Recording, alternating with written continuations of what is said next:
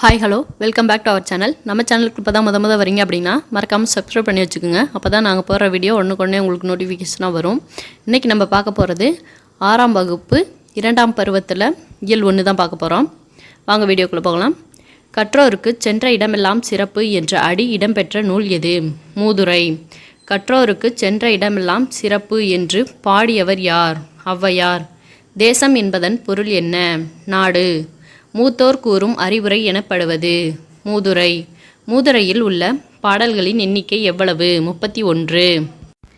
ஏட்டில் படித்ததோடு இருந்து விடாதே, நீ ஏன் படித்தோம் என்பதையும் மறந்து விடாதே என்று பாடியவர் யார்? பட்டுக்கோட்டை கல்யாணசுந்தரம்.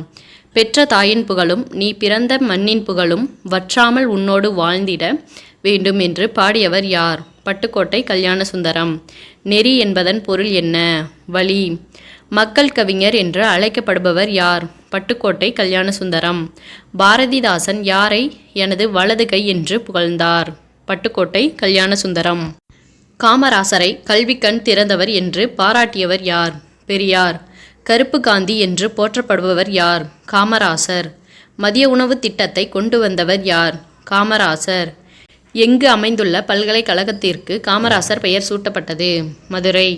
காமராசருக்கு பாரத ரத்னா விருது வழங்கப்பட்ட ஆண்டு என்ன? 1976.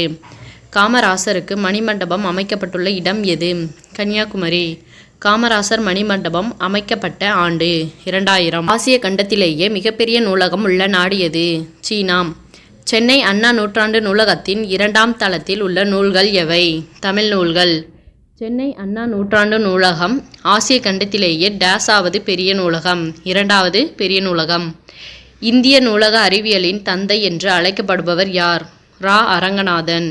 சிறந்த நூலகர்களுக்கு வழங்கப்படும் விருது? ரா. அரங்கநாதன் விருது.